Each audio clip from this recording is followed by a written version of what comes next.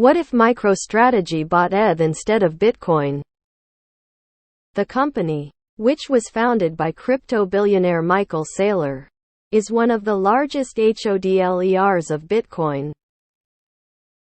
MicroStrategy holds 152,333 Bitcoin, worth over $4.6 billion at current prices, which makes its average price per Bitcoin at $30,197. Which means as of today, MicroStrategy is in 12 loss from its Bitcoin holdings, which I'm sure they will recover in upcoming bull run. But what if MicroStrategy was an ETH maxi rather than BTC maxi?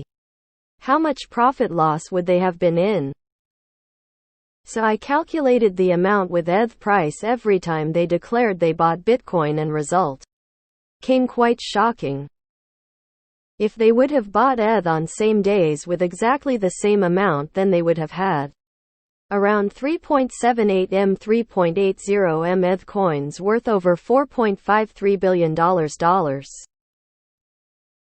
The average price would have been around $1,194, which means they would have been in 37% profit on their investments.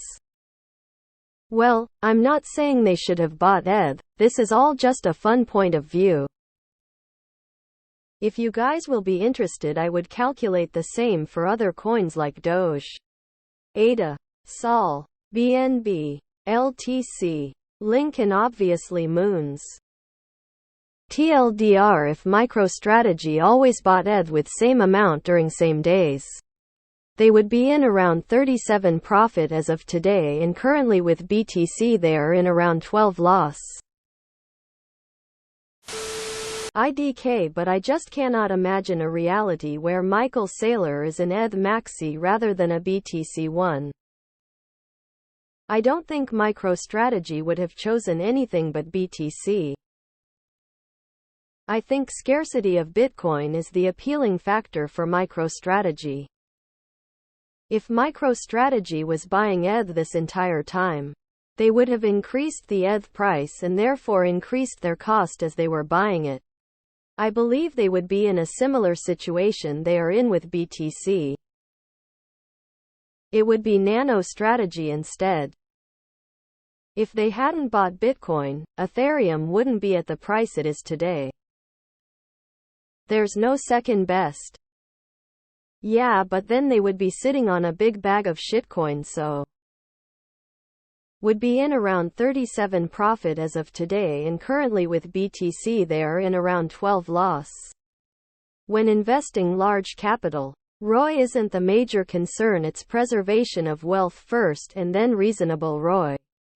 BTC is less hackable and more predictable when it comes to its value. They were looking to diversify and secure a decent return. BTC does that. Michael Saylor would still be bullish on BTC. Saylor has called ETH a security all along, but interesting to compare. 21 million BTC, that's all I am saying. How many ETH? There is no second best. Why would they want a shitcoin? Because he is smarter than you that he bought Bitcoin. Even Joe Lubin and Vitalik keep dumping ETH on you. Why would Saylor should have bought ETH instead? ETH BTC chart is even more fascinating. Without Bitcoin, crypto is a joke. I believe Ethereum is much more unstable, so he might not be faring well at the moment. What if people realized when you change the monetary policy and then say ultra hard money out loud? You're basically the clown meme. Bitcoin doesn't care who holds how much. ETH Foundation would have cared if a large corporation wanted to own that much and changed their already arbitrary monetary policy to their whims.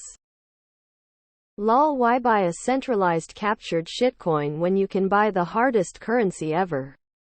There is no second best. In a couple of years they will be billions in profit. It wouldn't have mattered which coin they bought. That is not his long-term objective. BTC ETH. I don't hate ETH, but emo BTC is better. I think ETH is a lot more volatile, so he would probably not be doing too well right now. MicroStrategy ETHGY. No, that's no good. Sailor would probably be wearing a cyberpunk costume. ETH gang. You'd probably have less people posting pictures of Vitalik saying my entire net worth is in this man's hands. Because, you know, expectation of profit from the efforts of others is kind of a crucial component of the Howey test. But I mean, who expects shitcoiners to be logical, am I right? They have no reason to own ETH based on why Sailor likes Bitcoin. Impossible. High gas fees. So many comments in here seem to be thinking you're trying to argue something or convince someone of something. I found the write-up to be pretty interesting. Although the buying of the ETH I'm sure would have messed with numbers a little bit and unknowable. I'm sure. It is interesting to see. I imagine that it's a lot like the ETH altcoins, where there are some that will outperform ETH in short runs but long-term less favorable. What are you holding? And are you up? BTC is the only way. There is no second best. The reasons he is a BTC maxi are not compatible with ETH.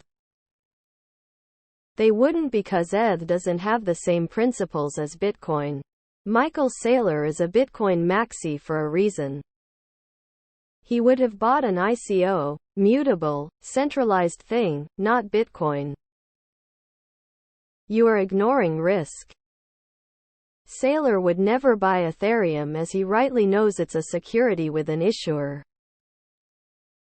They'd own billions of Vitalik's shitcoin. Michael Saylor is obsessed with decentralization and would not approve of the current POS system of Ethereum. It's too centralized for his taste. Prime example of woulda, coulda, shoulda. Everything in hindsight seems so obvious.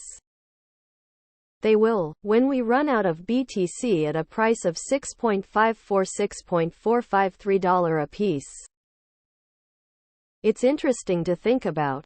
They would be holding around 3% of circulating ETH, compared to something like 0.7% of all Bitcoin. Holding that much ETH must have an impact on the price too. It would probably be higher than it is now. And they would be in even more profit. We definitely want you to do moons next.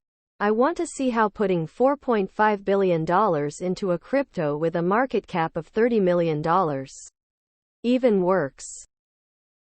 I think they are trying to take as little chance as possible and see BTC as the safest bet. Personally, I think ETH is as equal a safe bet with higher potential gains. Just staking ETH would be bringing in the majority of MicroStrategy's yearly profit had they opted for ETH instead. Lol. I'm buying ETH on their behalf. XLM1 would be interesting since it's being mocked as a stablecoin. I'd be rich personally. But what would happen to the ETH price after that though? I would still be happy if they had bought ETH because it's my second biggest bag. TLDR, then ETH would pump. If they both ETH and stake, they would make millions just with the interest. Michael Saylor is a clown.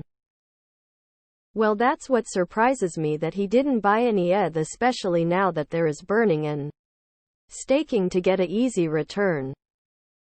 ETH would skyrocket and possibly surpass BTC. Why the hell do they not have like 60355 for their split between BTC and all else? It's so obviously stupid. They would be earning so much on the staking rewards if they had just bought ETH instead of BTC.